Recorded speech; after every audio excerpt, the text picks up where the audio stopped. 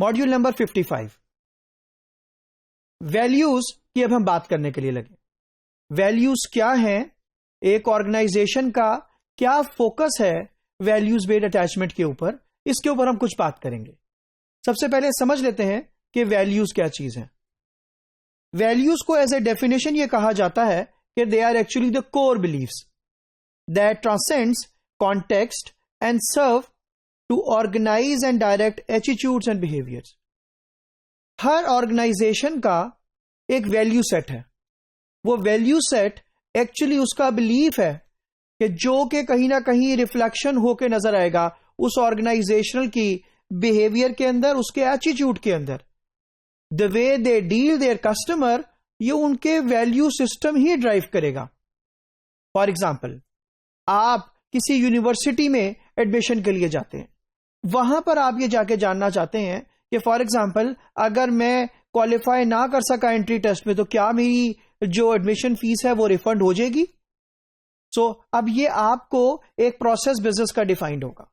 अब अगर ये process based on some value set है, based on some belief set है, तो अल्टीमेटली वो कंप्लाइड होगा आपके एक्सपीरियंसेस को देखते हुए। इसी तरीके से हमारे पास there are lot of examples of different brands and products कि जिनका बड़ा स्ट्रॉन्ग वैल्यू सिस्टम है।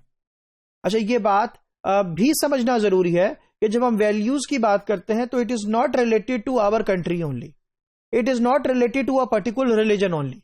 वैल्यूज जो है वो हर जगह पे, हर कॉन्टेक्स्ट में, हर कॉन्टिनेंट में, हर रिलीजन में एग्जिस्ट करती हैं। तो वो concept of belief system of serving others, उसके एक्सपीरियंसेस को इस तरीके से लेना कि आप वैल्यू क्रिएट कर सके उसकी जिंदगी में based on some values that your organisation has, वो आपने जहन में रखनी है। तो हम बात करने लगे हैं वैल्यू बेस्ड अटैचमेंट की कुछ एग्जांपल्स की। अब वैल्यू बेस्ड अटैचमेंट क्या है? आप कस्टमर के साथ बॉन्डिंग क्रिएट कर लें on the basis of the values that you offer. अच्छा, वैल्यू ऑफरिंग कस्टमर के लिए हमेशा बहुत प्रीशियस होती हैं बिकॉज वो आपके लिए एज ए कंपेटिटिव एडवांटेज के तौर पे काम कर रही होती है और कस्टमर के लिए एज ए मेन चीज, एज ए डिफरेंशिएटिंग पॉइंट जो कि उसको कंपटीशन से नहीं मिलता। For example, if your organisation, if your resources always give honest feedback about the product and services, they always take care of the products and services of yourself, इसका मतलब यह है कि उनका value system is very strong and incline towards the customer mindset.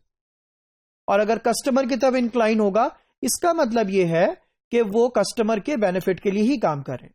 यहां पर example अगर आप देखते हैं तो यहां पर आपको बॉडी शॉप इंटरनेशनल की एग्जांपल है, यहां पर हार्ले डेविडसन की एग्जांपल मेंशन्ड है, विर्जिन ग्रुप की एग्जांपल्स है और बेनतहा एग्जांपल्स हैं।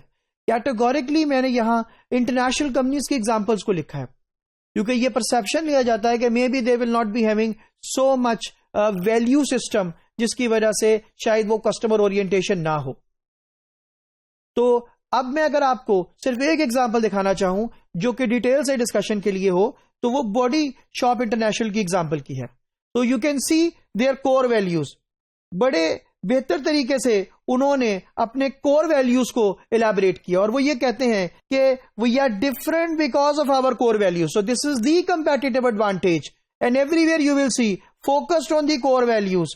कोर वैल्यूज रिपोर्ट अल्टीमेटली वो ये चाहते हैं कि कस्टमर को the core competitive advantage that should differentiate your इदारा, your organisation, your company from the competition, वो आपकी कोर वैल्यूज हो। और जो ऑर्गेनाइजेशंस कोर वैल्यूज की बेस के ऊपर को बुनियाद बनाकर कस्टमर के साथ रिलेशनशिप को बिल्ड करते हैं, कस्टमर के साथ इंगेजमेंट को बिल्ड करते हैं, वो हमेशा एक सस्टेनेबल रिलेशनशिप को कल्टीवेट करते हैं।